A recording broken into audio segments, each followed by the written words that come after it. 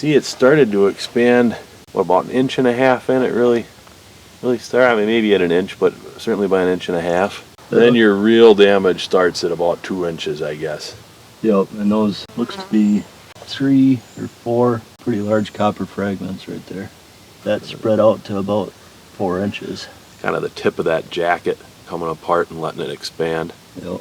Then from 2 inches all the way out to, well, I guess 9.5. That's fairly consistent. And then that wound channel starts to close there at about 9 maybe, but continues on to 11.5, 12 before it's kind of back to just bullet diameter. There's a good amount of fragments from 1.5 inches to about 4.5 inches in. Not a ton of fragments after that initial 4 or 5 inches though. Right.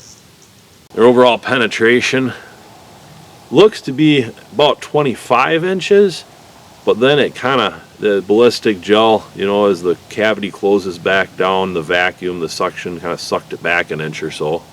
Looks like we're going to get good weight retention. And expansion. Yeah, real good expansion.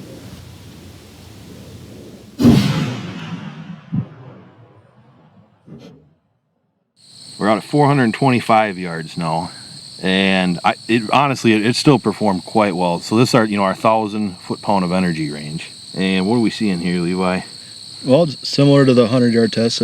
It opens up right away at 1.5 inches in. 5 inches in, there's a large piece of copper that flares off, and that's where you see the wound cavity kind of close down a little bit after that one escapes. You got copper and lead fragmenting out from like 12.5 to, well, I guess out to 17 inches where you lose that big chunk. We got penetration all the way out to 22 inches. It mushroomed great. Yeah, that penetration with that much expansion is impressive.